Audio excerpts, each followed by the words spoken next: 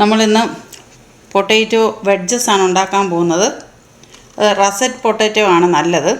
തൊലി ചെത്തി നന്നായി കഴുകി വൃത്തിയാക്കി വെച്ചിരിക്കുന്നതാണ്. അത് നമുക്ക് നീളത്തിൽ മുറിക്കണം. അതിന് വേണ്ട സാധനങ്ങൾ ഒലിവ് ഓയിൽ, ഉപ്പ്, കുരുമുളക് പൊടി, ഒറേഗനോ, റോസ്മേരിയുടെ ലീവ്സ്. ഇത്രയുമാണ് നമുക്ക് വേണ്ടത്.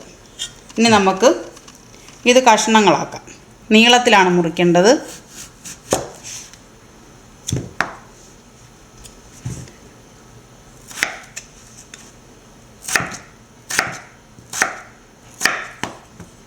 ഇതുപോലെ ഒരേ വലിപ്പത്തിൽ അരിയുക.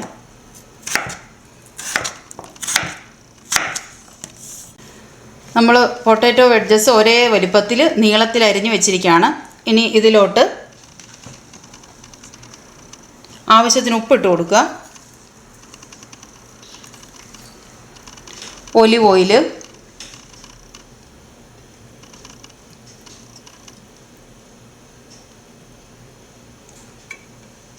കുരുമുളക് പൊടി ഓരോരുത്തരുടെ ഇഷ്ടമനുസരിച്ച് ഇടുക, എരിവനുസരിച്ച്.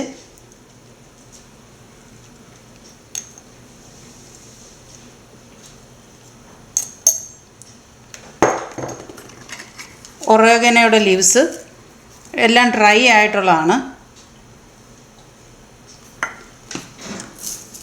റോസ്മേരിയുടെ ലീവ്സ് നമുക്ക് ഇങ്ങനെയാണ് കിട്ടുന്നത്. അതുകൊണ്ടൊന്ന് ക്രഷ് ചെയ്തിടുക.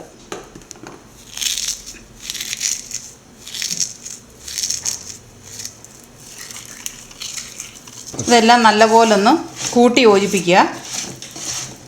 അതിനുശേഷം 450-ലാണ് വെക്കേണ്ടത്.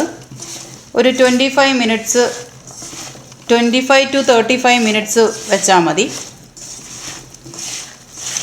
ഇടയ്ക്ക് നോക്കിയിട്ട് പോരെങ്കിൽ കുറച്ച് നേരം കൂടെ വെക്കുക. നല്ലപോലെ കൂട്ടി യോജിപ്പിച്ചതിന് ശേഷം നമുക്ക് കുക്കിംഗ് ഷീറ്റയിൽ ഒരു അലുമിനിയം ഫോയിൽ പേപ്പർ ഇട്ടതിന് ശേഷം ഇങ്ങോട്ട് ഇതുപോലെ നിരത്താം.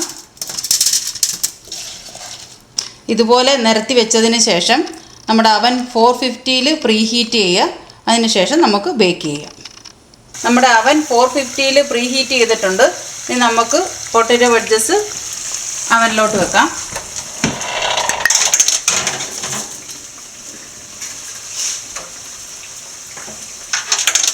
ഒരു 30 to 35 മിനിറ്റ്സ് മതി. അതിനിടയ്ക്ക് നോക്കണം. നമ്മുടെ പൊട്ടാറ്റോ വെഡ്ജസ് ആയിട്ടുണ്ട്. നമുക്കെടുക്കാം. ഞാൻ ചെറുതായിട്ട് സ്ലൈസ് ചെയ്തുകൊണ്ട് നമുക്കൊരു 25 മിനിറ്റ്സേ വേണ്ടി വന്നുള്ളൂ. നമ്മൾ ഇടയ്ക്ക് നോക്കുക.